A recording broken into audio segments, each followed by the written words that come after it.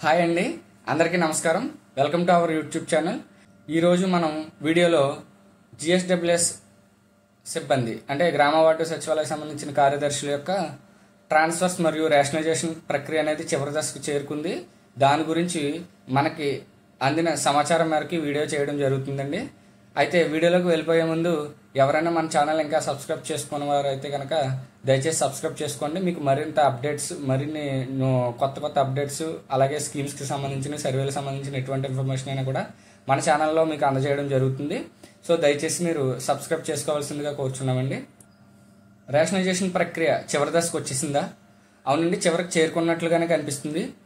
నిన్న అనగా 5వ తారీఖున జరిగిన జిఎస్డబ్ల్యూఎస్ డైరెక్టర్ గారు నిర్వహించిన రివ్యూ మీటింగ్ నందు ప్రతి ఒక్క ఎంపీడీఓ మరియు కమిషనర్, మున్సిపల్ కమిషనర్ గారులకు అందరికీ కూడా ఇన్స్ట్రక్షన్స్ జారీ చేసి ఉన్నారు. ఈ రేషనలైజేషన్ మరియు ట్రాన్స్ఫర్స్ మీద మనకి కొంత ఇన్ఫర్మేషన్ అనేది లభించడం జరిగింది. అయితే ఇందులో ఏమేమి చెప్పడం జరిగింది, ఏం చర్చించారు అనేది మనం పూర్తిగా తెలుసుకుందాం. రేషనలైజేషన్ నందు మొత్తం 3 రకాల స్టేజ్లు ఉంటాయని చెప్పి మనకి సమాచారం అందింది. అయితే మొట్టమొదటిగా వేకెన్సీస్ అనేవి డిక్లేర్ చేయాలి. అలాగే ఎంప్లాయీస్ యొక్క వర్కింగ్ స్టేటస్, ఎన్ని సంవత్సరాల నుంచి పనిచేస్తున్నారో, అలాగే వారి యొక్క నేటివ్ ప్లేస్ ఏంటనేది కన్ఫర్మ్ చేయాలి. సో ఇవన్నీ కన్ఫర్మ్ చేసిన తర్వాత రేషనలైజేషన్ అనేది తుది దశకు చేరుకుంటుంది. తుది దశకు చేరుకున్న తర్వాత రేషనలైజేషన్ ఓకే అయిపోయిన తర్వాత అప్పుడు ప్రతి ఒక్క సచివాలయం కార్యదర్శి యొక్క హెచ్ఆర్ఎంఎస్ మాడ్యూల్ నందు ట్రాన్స్ఫర్స్ మాడ్యూల్ అనేది ఎనేబుల్ చేయడం జరుగుతుందని చెప్పారండి. అయితే అసలు ఇందులో స్టేటస్ ఆఫ్ వేకెన్సీస్ డిక్లరేషన్ అనేది ఏంటి, ఆ ఎంప్లాయ్ యొక్క స్టేటస్ ఏంటి అనేది చూద్దామండి. మనకి జీవో నెంబర్ 2 మరియు జీవో నెంబర్ 3 ప్రకారం మనకి 2 రకాలుగా సెక్రటరీస్ని విభజించడం జరిగింది. ఒకటి multipurpose functionaries, 2 specific purpose functionaries అని సెపరేట్ చేసి వారి యొక్క పొజిషన్స్ అనేది ఫిక్స్ చేయడం జరిగింది. ఈ పొజిషన్స్ ఎవరు ఉండాలి, ఎవరు ఉండకూడదు, ఎస్ఆర్ నో అని చెప్పి పొజిషన్స్ ఫిక్స్ చేశారు. ఈ పొజిషన్స్కి యొక్క స్టేటస్ అంటే ఆ పొజిషన్స్ యొక్క స్టేటస్ అంటే వర్కింగా, వేకెంటా అనేది మనకి ఎంపీడీఓ మరియు ఎంసీలకు అథారిటీ ఇవ్వడం జరిగింది. సో వీరికి త్వరలో ఈ 1 or 2 డేస్లో, ఈ 2 రోజుల్లోనే మనకి ఆ మాడ్యూల్ అనేది ఎంపీడీఓ లేదా ఎంసీ యొక్క లాగిన్లో ఎనేబుల్ చేయడం జరుగుతుందండి. సో వారు ఏం చేస్తారంటే ఈ రేషనలైజేషన్లో జీవో నెంబర్ 2, 3 ప్రకారం ఇచ్చిన మొత్తం అంటే దాంట్లో ఎస్ఆర్ నో అనేది ఉంటుంది.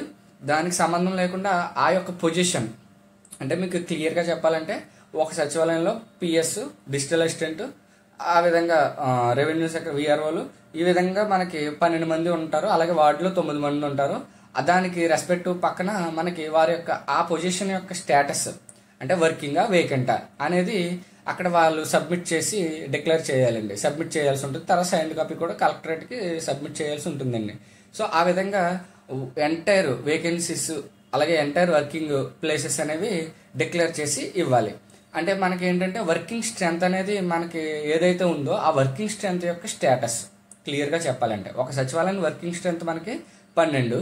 సో ఆ 12లో ఎన్ని వర్కింగ్, ఎన్ని వేకెంట్లు, ఇక్కడ ఇన్ఛార్జీలు అనేవి కంటే అన్ని వేకెంట్ల కింద చూపించుకోవాలి. ఎవరైతే వర్కింగ్ ఉన్నారో వారు మాత్రం working regular as per salary basis మీద చూసుకుంటారు.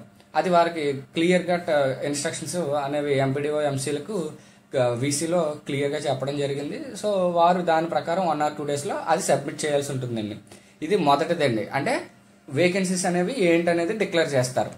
తర్వాత మనకి ఈ స్టేటస్ ఆఫ్ ఎంప్లాయీ నెక్స్ట్ వచ్చేసి అదే ఆ వర్కింగ్ అయితే కనుక ఆ ఎంప్లాయీ వర్కింగ్ అయితే ఆ వర్కింగ్ ఎంప్లాయీ యొక్క స్టేటస్ని డిక్లేర్ చేయాలి. వారి యొక్క వర్కింగ్ ఇయర్స్ అంటే 5 years, మోర్ దాన్ 5 years ఆ స్టేషన్లో వర్క్ చేసి, లేదా లెస్ దాన్ 5 years అనేది ఒకటి.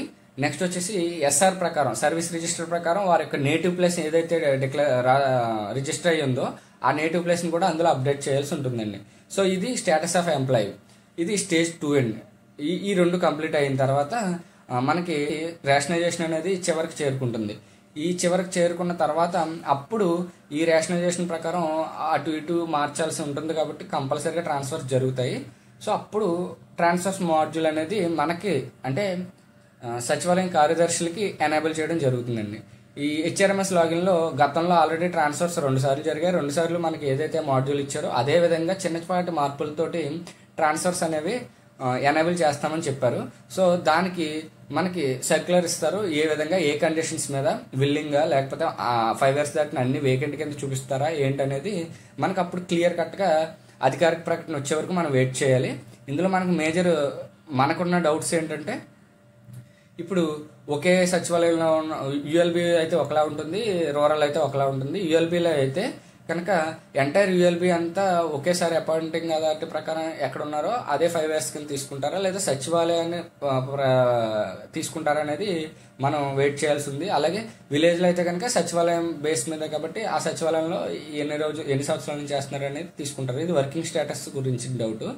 నెక్స్ట్ వచ్చేసి ట్రాన్స్ఫర్స్ ఆటోమేటిక్గా అందరినీ షఫిల్ చేస్తారా లేకపోతే విల్లింగ్ ఉన్న వాళ్ళనే చేస్తారా, లేదా మనకి ఒకవేళ అందరినీ ట్రాన్స్ఫర్ చేస్తే కనుక మనకి ఆప్షన్స్ ఏమన్నా ఇస్తారా, గతంలో టీచర్స్కి ఇచ్చినట్టుగా 1, 2, 3 ఆప్షన్స్ ప్రయారిటీ అడుగుతారా ఏంటి, తర్వాత ప్రయారిటీ అడిగిన తర్వాత కౌన్సిలింగ్కి పిలిచి వాళ్ళని ర్యాంక్ వైజ్ పిలిచి వాళ్ళ కౌన్సిలింగ్ పెట్టి ముందు ర్యాంక్ వాళ్ళకి ముందు అవకాశం ఇస్తారా, లేకపోతే గతంలో మనకి జియో 3-2 వచ్చిన సమయంలో మనకి వచ్చిన సమాచారం ప్రకారం ముందుగా ఎవరైతే వేకెంట్ అవుతుందో వాడి యొక్క పొజిషన్ అక్కడ నో ఉండడం వల్ల వేకెంట్ అవుతుందో వాళ్ళకి ప్రయారిటీ ఇస్తారా అనేది మనకి ఇంకొన్ని రోజులు వెయిట్ చేస్తే క్లియర్ కట్ వస్తుందండి.